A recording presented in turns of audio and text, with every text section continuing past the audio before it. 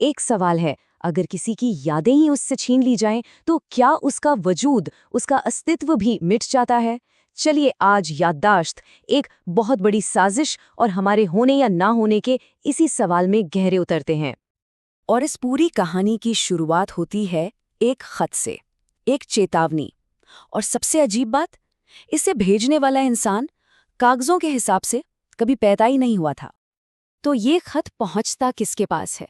एक ऐसे genius neuro scientist के पास जिसकी खुद की कहानी किसी पहेली से कम नहीं है। ये है डॉक्टर आरिफ सेन, एक ब्रिलियंटली टैलेंटेड दिमाग जिनका करियर एक ही आइडिया ने तबाह कर दिया। एक ऐसा आइडिया जिसे वो छोड़ने को तैयार नहीं थे। उनका आइडिया था कलेक्टिव फैंटम मेमोरी। मतलब क्या ऐसा हो सकता है कि हजारों लोग किसी ऐसे इंसान को याद कर रहे हों जिसकी यादें तो हैं पर जिसके होने का कोई सबूत नहीं है, कोई रिकॉर्ड नहीं? तो दुनिया उन्हें एक तरह से पागल समझकर खारिज कर चुकी थी। पर अब उनकी इस थ्योरी का सबसे बड़ा इम्तिहान होने वाला था। उन्हें हाथ से लिखा हुआ एक खत मिलता है, और ये नामुमकिन है क्योंकि इस पर साइन उसी फैंटम का है जो अब तक सिर्फ उनकी यादों में जिंदा था। ये पहला ठोस सबूत था कि शायद वो पागल नहीं है।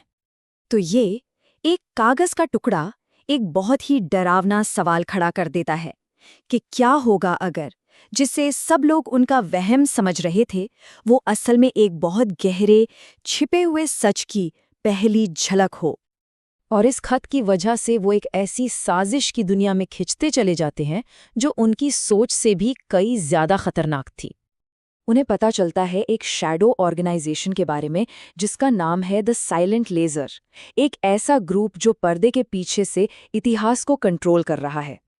और उनका तरीका किसी की जान लेने से भी ज्यादा खौफनाक है। वो लोगों को मारते नहीं थे, वो ऐसा कर देते थे कि जैसे वो लोग कभी पैदा ही नहीं हुए। इसके लिए वो एक खास साइको क्वांटम एल्गोरिदम का इस्तेमाल करते हैं। स्टेप बाय स्टेप, पहले किसी को टारगेट करो, फिर एल्गोरिदम चलाओ, और फिर उस इंसान को हर फिजिकल, डिजिटल, यहाँ तक कि लोगों के दिमाग से भी मिटा दो, और फिर उसकी जगह किसी और को खड़ा करके दुनिया की घटनाओं का रुख ही बदल दो। और जैसे जैसे डॉक्टर सेन इस सच के करीब पहुंचते जाते हैं, द साइलेंट लेजर अपनी उस डरावनी टेक्नोलॉजी का मुंह उन्हीं की तरफ मोड़ देता है। उनका अपना वजूद धागे की तरह उधड़ने लगता है। यादें धुंधली पड़ने लगती हैं, तस्वीरों से उनका चेहरा गायब होने लगता है। अब ये कोई थ्योरी नहीं थी, ये उनकी पहचान पर एक सीधा हमला था। और सबसे खौफनाक बात ये थी कि वो ये सब होते हुए देख सकते थे। उनकी पूरी जिंदगी, उनकी पढ़ाई, उनकी सारी अचीवमेंट्स, यहाँ तक कि उनका परिवार भी किसी और को सौंपा जा रहा था, बिल्कुल उनकी आंखों के सामने। और फिर वो पल आता है जो किसी को भी तोड़ कर रख दे, जब उनकी अपनी माँ उन्हें देखकर बस एक हल्की सी मुस्कान देती हैं और पूछती हैं, क्या हम पहले मिले हैं?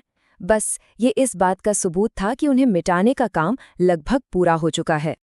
और यहीं आकर कहानी अपने सबसे बड़े और सबसे मुश्किल सवाल पर खड़ी हो जाती है। उनके सामने एक चॉइस है। क्या वो द साइलेंट लेजर का पर्दाफाश करें और अपनी पहचान बचा लें, भले ही इसकी कीमत ये हो कि दुनिया जिस सच को मानकर जी रही है वो बिखर जाए? या फिर वो खुद को कुर्बान हो जाने दें, उस झूठ को कायम रहने दें ताकि दुनिया में अफरा तफरी न मचे और सब कुछ जैसा चल रहा है वैसा ही चलता रहे? तो आखिर में ये कहानी एक बहुत ही बुनियादी सवाल पर आकर खत्म होती है। अगर किसी इंसान को हर रिकॉर्ड से, हर दिमाग से पूरी तरह मिटा दिया जाए, तो क्या ये माना जाएगा कि वो कभी इस दुनिया में था भी?